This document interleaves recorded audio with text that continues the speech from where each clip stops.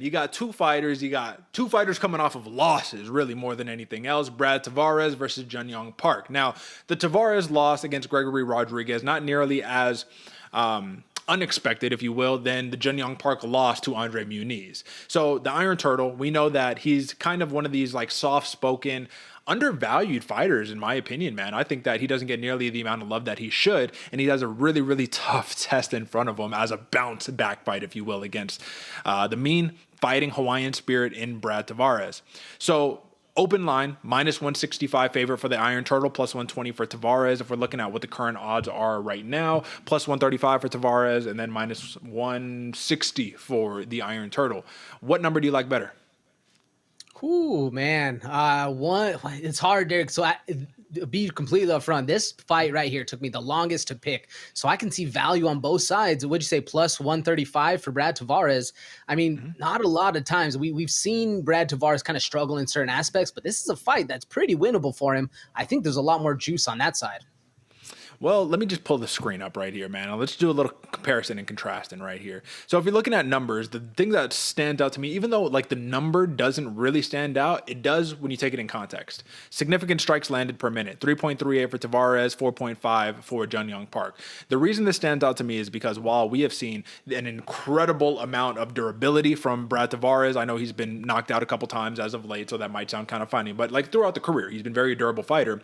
JunYong Park has found himself in that same boat, who has been able to close the distance, kind of pressure, close that distance, and then mix it up, whether he's going to stick you with the jab and just poke at you for 15 minutes, or if he's going to turn that into a shot, work his game, ground and pound type situation right there. So when you have Brad Tavares, who is notoriously, oh, that's not how we're supposed to be, sorry. There we go. When you have a Brad Tavares, AJ, who is notoriously known for having fantastic takedown defense, and then you got a JunYong Park who he's not limited to just the takedown. He could sit there and he could box with you all day. I just think that there's too much overwhelming data that's going to be affecting Brad Tavares versus what Brad Tavares could present to JunYong Park. Does that make sense?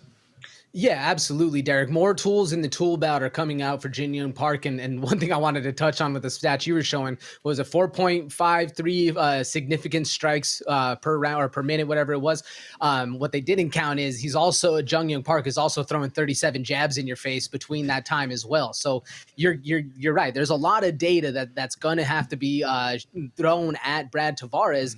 And you're right. Like, there's so many. This is a hard one for me because all the things that Brad Tavares has, like the durability, the power, the willingness to engage in a style of fight that's maybe not advantageous for him, but he can get the win in it, are all disadvantages when you're fighting a guy like JunYong Park, which makes it very, very difficult.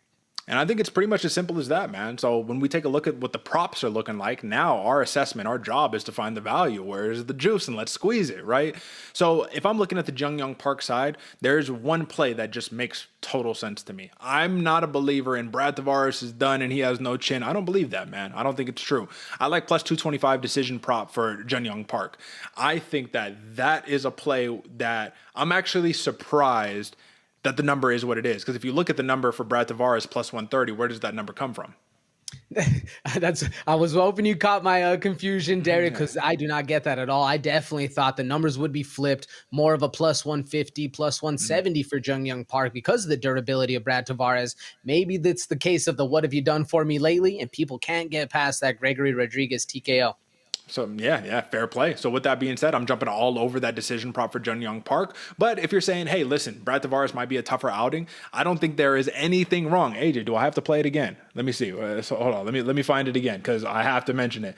-160, JunYong Park, man. I don't see anything wrong with that ticket price. To be completely frank, I think this is a spot where he should be -200, -250. What do you think? I agree with you. I mean, I definitely -200 right in there, -180. I'm surprised the odds haven't swollen that much. And it definitely goes back to what we were saying before, kind of the unrespected JunYong Park. This might be the fight to wake people up. That's right, man. Put a little respect on my man's name, but this is where we eat, in the places where the masses do not have respect. So I respect it. JunYong Park, that is the play. That's the consensus pick.